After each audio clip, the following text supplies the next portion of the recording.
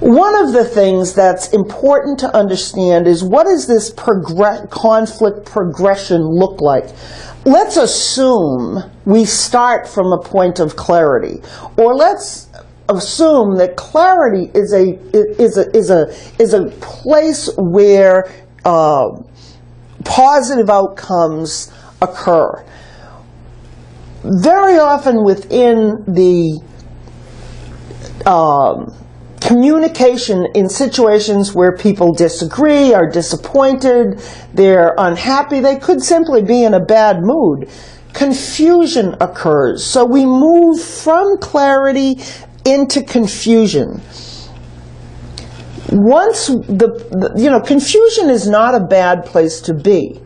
Confusion is a good word, actually, because from confusion we're not that far from clarity. We can get back there.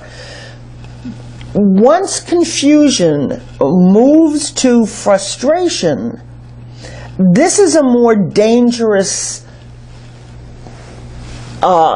disposition. It's a more dangerous feeling, because frustration, I now stop looking for alternatives.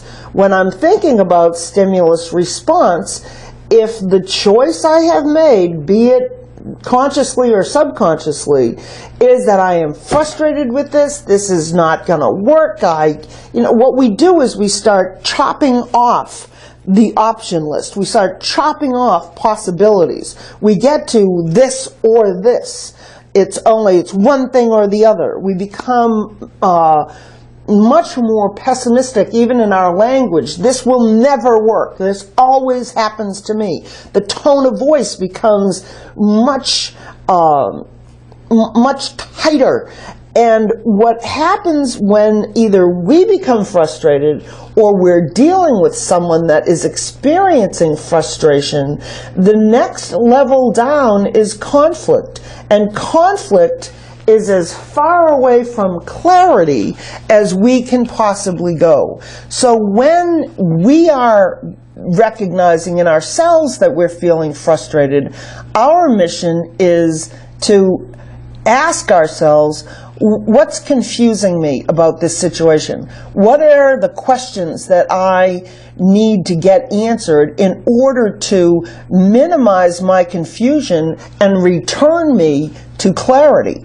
Because when I don't choose to do that myself, it is most likely going to result in conflict occurring either with my coworker, my boss, my customer, or, some folks will choose to take that home. And then the frustrations that are occurring or the difficulties that are occurring in the work life become translated into damaging the time that's supposed to be allocated for rest and renewal into that relationship, or those relationships becoming damaged because we have not been able to execute our conflict while we've been protecting our positions, so we then take that and we do that in our home life. So the mission here is to recognize, first of all, what are the signs I am becoming frustrated? What are the signs that I know exist for me, so that I can make sure that I am managing my own state of mind, because all of these things are a state of mind. The same is true when I am dealing with someone. If I become very good in this discipline for myself, the added bonus is I am going to become very good in this discipline in recognizing it in others and moving that person, managing, pacing and leading dialogues and conversations to the point where I am going to restore clarity to situations. I'm going to move my